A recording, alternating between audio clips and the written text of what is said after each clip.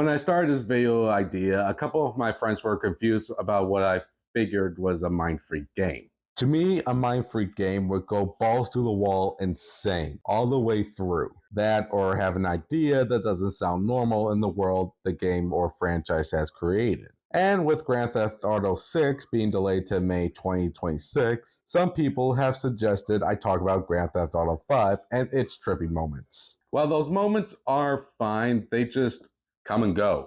Like the big lip alligator moments in movies and shows. They usually come out of nowhere for a while, then never mentioned in the game again. I just felt like that kind of stuff wouldn't be discussed in a series like this. Weirdly enough, there is actually a weirder GTA game where you use a toy helicopter to blow up a building as the premise of the movie Scarface, and the main protagonist chasing and killing an assassination target with a chainsaw. And those are just a few of the missions. That game is Grand Theft Auto Vice City. Like many Grand Theft Auto games, Vice City is an open-world action-adventure game published by Rockstar. The game takes place in the fictional Vice City, Florida in the 1980s, where mobster Tommy Vercetti, voiced by the late Raymond Allen Liotta, rises to power after being released from prison and becoming caught up in the ambush drug deal. While seeking out those responsible, Tommy gradually builds up a criminal empire by seizing power from other criminal organizations. So yeah, the plot is straightforward for a Grand Theft Auto game. But what makes this game different from the others are the choices they made with this in particular, making it a gem in the franchise. First off, the game is gleaming with 80s nostalgia. The game isn't just set in the 80s, it is an immense love letter to the decade. Taking place in a fictional version of Miami, the setting definitely shows what people think the 80s was like, from pastel-drenched aesthetics and the iconic fashion to adding music that was very popular in the 80s. Adding narrative tropes of crime dramas from Scarface and Miami Vice, and having celebrities like Burt Reynolds and Robert John Davey play some of the characters is a plus. I got a problem and I reckon you could help me with it. For this kindness, I'll reward you. And then... Plus, if you know me, I'm a big fan of historical fiction.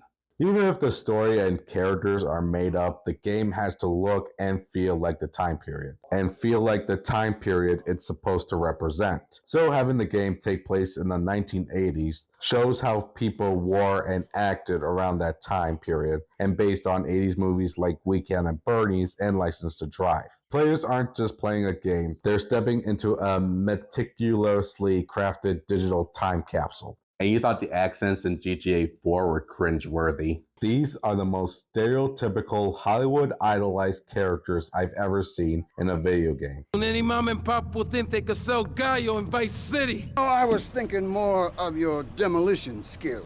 Beat him to a pulp. That should make him real chat. Yeah, and I ain't even talked about the missions yet. Most are straightforward, either kill a target, steal from the target, or gun and fight your way through a level. Then there are levels that take a unique approach. Like I said, Vice City likes to add a flair to some of these missions. For example, one mission involves Tommy blowing up a construction site by planting bombs. The twist is using a toy helicopter. Quick trivia. According to most Grand Theft Auto fans, this was one of the hardest levels in the game.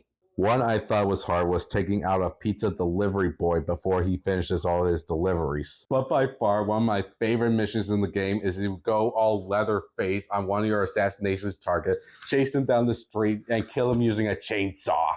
There are other missions as well for the player to do, like buying property for a criminal empire, perform robberies and gang takeovers, and side jobs and races to make some extra cash. With all that said, the game does have a turn-off with some people, mostly due to the gameplay and graphics. Back in the PS2 era, Grand Theft Auto games were still new to 3D, so the time was revolutionary and nowadays looks pretty dated. How dated, you may ask? Battle for Bikini Bottom, God of War for the PlayStation 2, and Banjo-Kazooie for the N64 still hold up in graphics today. I guess it also didn't help that the definitive edition didn't boost the graphics quality. Money, I guess.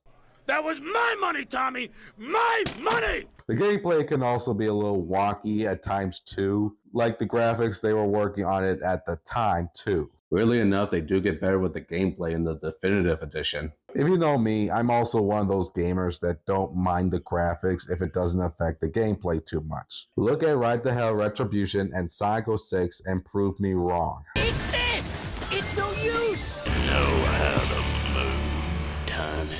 With all that said, this is one of my favorite Grand Theft Auto games, along with 4 and 5.